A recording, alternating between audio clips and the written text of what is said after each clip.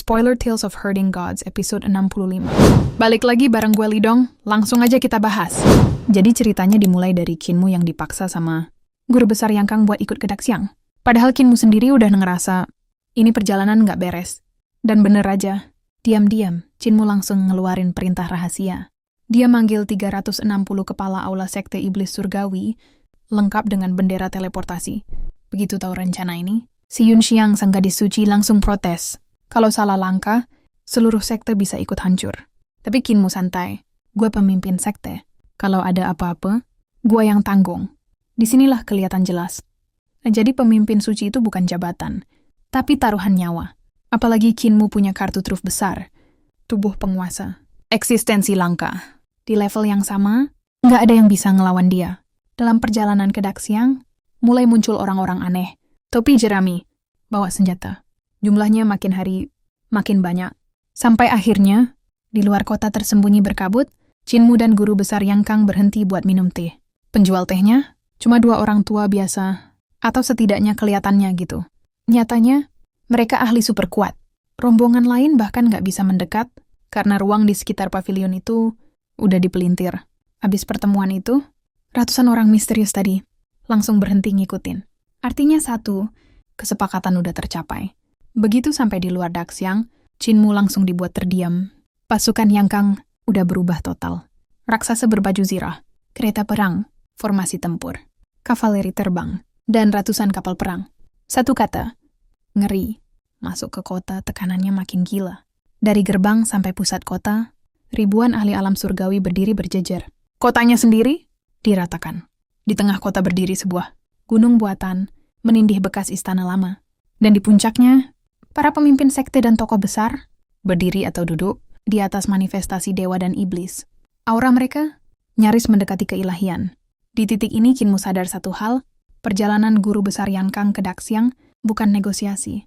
Ini jalan menuju meja pembantaian. Setelah diperiksa lebih teliti, Kinmu melihat bahwa para pemimpin sekte itu berdiri di atas telapak tangan. Dewa dan iblis hantu atau duduk bersila di antara alis dewa. Dan iblis hantu, tak satu pun dari mereka yang menjejakkan kaki dengan kuat di tanah. Sikap acuh tak acuh mereka, memberikan tekanan yang sangat besar pada Kinmu dan yang lainnya. Para pemimpin sekte ini terlalu berkuasa. Seorang wanita cantik berdiri di ujung jari sesosok hantu ilahi, menatap guru nasional Yangkang dan berkata dengan lembut, orang nomor 1 di bawah para dewa, guru nasional saat ini. Apakah dia tidak membawa pembantu?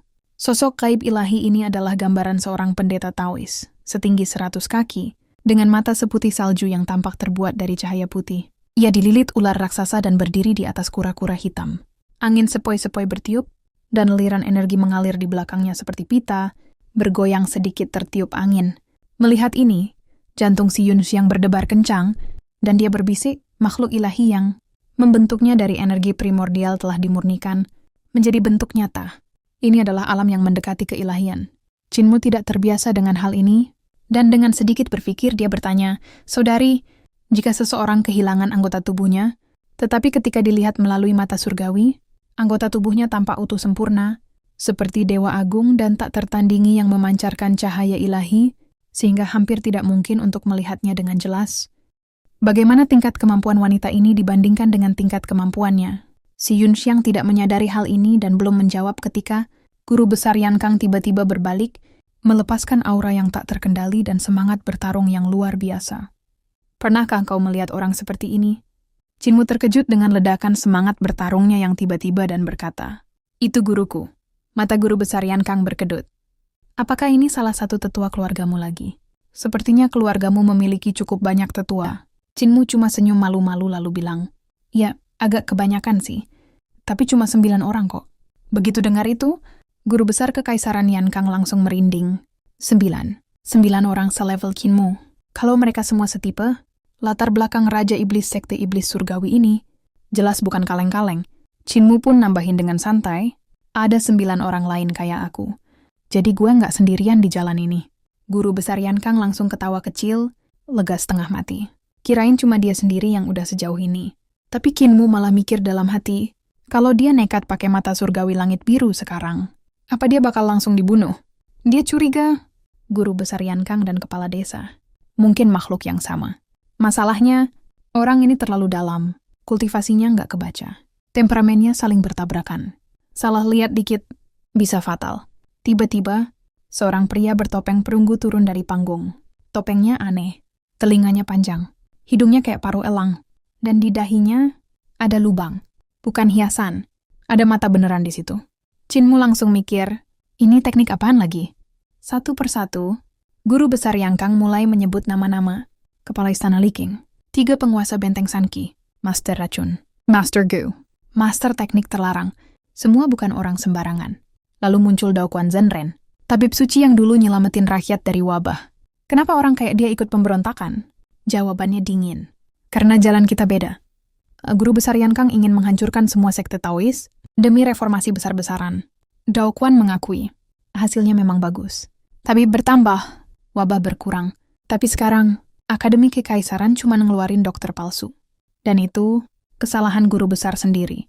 Lalu giliran Malian Shan. Pejabat jujur, pejabat baik, tapi tetap berdiri di sisi pemberontak.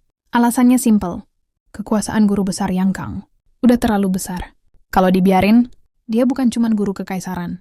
Dia bakal jadi kaisar. Satu persatu tokoh tua dari era kuno maju.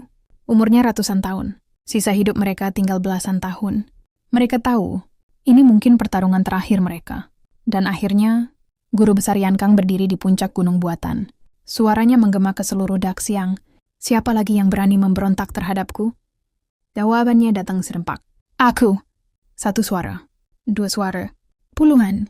Ratusan. Dari dalam kota. Para ahli alam hidup dan mati. Para ahli alam surgawi. Semua menyatakan sikap. Pria bertopeng perunggu teriak marah. Lihat sendiri. Semua orang di dunia ingin membunuhmu. Tapi guru besar Yang Kang tetap dingin. Dunia hanya segelintir rakyat jelata. Mati saja tidak apa-apa. Kalimat itu jadi pemicu segalanya. Gunung ini sudah disegel. Area 800 hektar dikunci. Artinya satu, pertarungan bebas. Tanpa aturan. Tanpa moral. Chinmu malah tersenyum lega. Kalau gitu gue tenang. Yang lain, wajahnya pucat semua. Mereka ingat kota Tianbo. Dan ini bakal berkali-kali lebih parah. Lalu, panji-panji besar mulai berkibar di luar kota. Puluhan mil, menutup langit. Tiba-tiba, 360 panji muncul langsung di dalam kota Daxiang. Orang-orang bertopi jerami yang tadi cuma mengamati, mengibaskan panji-panji itu.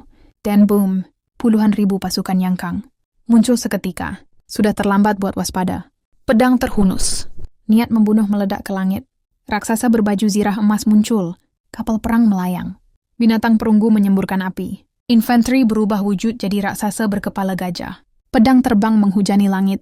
Api membakar tembok kota. Kereta awan menghantam pertahanan. Tembok runtuh. Darah tumpah. Dari udara dan darat, pasukan kerajaan Yang Kang menyerbu. Seperti gelombang kehancuran. Dan di titik ini, satu hal jadi jelas. Perang di Daxiang bukan lagi konflik. Ini adalah kiamat buatan manusia. Pemandangan di kota Daxiang bikin semua orang di gunung langsung merinding. Belum sempat pasukan serangga Sanqi Bao gerak, mereka udah keburu disapu. Lautan api. Dan hujan pedang. Pasukan serangganya kuat? Iya, tapi lengah. Dan di medan perang, lengah itu sama dengan mati. Api membakar segalanya. Serangga-serangga itu hangus bahkan sebelum sempat mendekat. Pasukan wanita Istana Liking juga nggak kalah kuat. Tapi kekuatan individu nggak ada artinya. Di depan formasi militer, ribuan pedang terbang turun dari langit, menusuk tubuh mereka satu persatu. Mereka mati sambil berdiri. Tubuh penuh lubang. Dan setelah membunuh, pedang-pedang itu langsung terbang balik. Ke sarung di punggung kavaleri. Rapi, dingin, tanpa emosi. Sebelum faksi pemberontak sempat mikir, formasi gajah dari pasukan infanteri udah nabrak mereka dari samping, barisan hancur, formasi bubar. Setinggi apapun kultivasi kalian, kalau dikepung tentara Yang Kang, yang bergerak satu kesatuan, ujung-ujungnya cuma satu, kepala putus.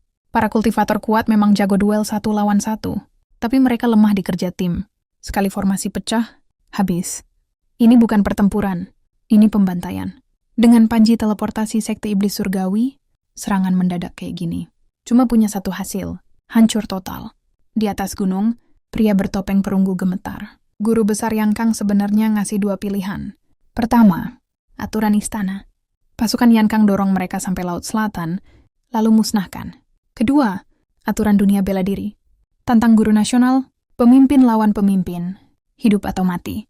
Masalahnya, Guru besar Yang Kang milih dua-duanya, bunuh pemimpinnya, dan hancurkan pasukannya. Kepala istana Li Qing marah.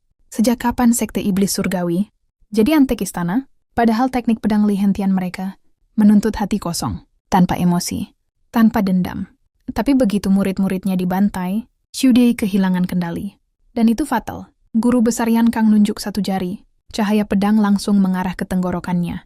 Nggak ada yang sempat nolong. Semua cuma mikir satu hal. Kita mati. Gunung ini disegel penjara surgawi. Energi pertempuran muter di dalam. Begitu bentrok, yang kuat pun bisa ikut hancur. Tepat di saat kritis itu, sebuah panji besar muncul di depan Qin Mu dan yang lain. Panji berkibar. Dan dalam satu getaran, semuanya lenyap. Detik berikutnya, mereka muncul di kaki gunung. Di sekeliling mereka, orang-orang bertopi jerami berdiri sambil mengibarkan panji. Ratusan panji mengepung gunung. Lalu suara tua berteriak, "Pergi!" Dan dalam sekejap, gunung itu terusir. Para pemimpin sekte, termasuk guru nasional Yang Kang, semuanya dipindahkan paksa. Yang tersisa cuma tanah tandus. Dan puing istana. Belum pun sempat mereka mencerna apa yang terjadi, panji kembali berkibar. Pandangan gelap, kepala pusing. Dan ketika sadar, mereka udah ada di puncak gunung lain. Jauh dari medan perang, ratusan pria bertopi jerami mengelilingi mereka rapat-rapat. Aura mereka ngeri. Shen Wanyun dan yang lain langsung mikir. Mereka tokoh sekte iblis surgawi. Mau diapain kita? Tiba-tiba, satu persatu topi jerami dilepas. Mereka semua membungkuk. Para bawahan memberi hormat kepada guru dan guru suci.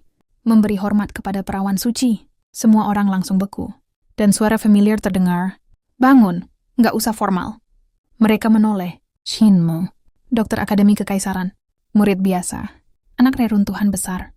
Ternyata, Raja Iblis sekte iblis surgawi. Qin Mu cuma senyum. Yue Qinghong gemetar. Kalau dokter itu Raja Iblis, terus siapa Santa Iblis? Si Yunxiang senyum malu-malu. Mereka merinding.